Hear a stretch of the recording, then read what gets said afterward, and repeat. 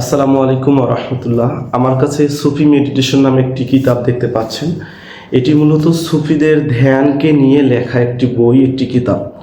রাসূলুল্লাহ সাল্লাল্লাহু আলাইহি সাল্লামের ধ্যান কীরকম ছিল, বহুমাত্রিক যে ভারতীয় আধ্যাত্মিকতা এবং বিভিন্ন ধর্মীয় আধ্যাত্মিকতা, এদের ধ্যান কীরকম, এদের আধ্যাত্মিকতার পরিশুদ্ধিতা কতটুকু এবং ইসলামে মুসলমানদের আধ্যাত্মিকতার পরিশুদ্ধতা কতটুকু, সব এই বইটাতে আছে।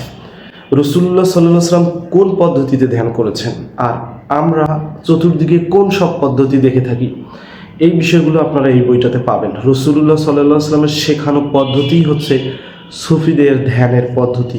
এই বইটাতে আপনারা সর্বপ্রথমেই পাবেন মানব সত্তা ও মহাবিশ্বের রহস্য, যে রহস্যগুলো না জানলে আপনি মূলত ধ্যান বিষয়ে পরিপূর্ণ জানতে পারবেন না। ইসলাম ধর্মে আধ্যাত্মিকতার মাধ্যমে অভ্যন্তরীণ শক্তির সন্ধান কিভাবে করতে হয় সেগুলো নিয়ে একটা চ্যাপ্টার আছে। আল কোরআনের ভিত্তিতে সুফি মেডিটেশন, অর্থাৎ পবিত্র কোরআনের আলোকে ধ্যান কতটুকু জায়েজ কতটুকু না জায়েজ, মুসলিমদের ধ্যান কীরকম হওয়া উচিত, কোরআনে কোন কোন আয়াতে ধ্যানের কথা উল্লেখ করা হয়েছে, কোন কোন নবীর ধ্যানের কথা বর্ণনা করা হয়েছে, এইসব বিষয় থাকছে এই বইটিতে।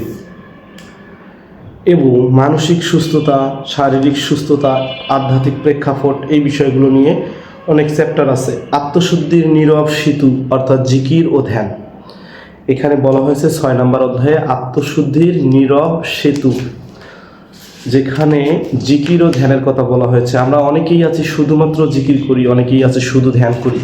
এই দুইটার মেলবন্ধনে একটা সেতু সৃষ্টি হবে, যার মাধ্যমে আপনার আত্মশুদ্ধি লাভ হবে।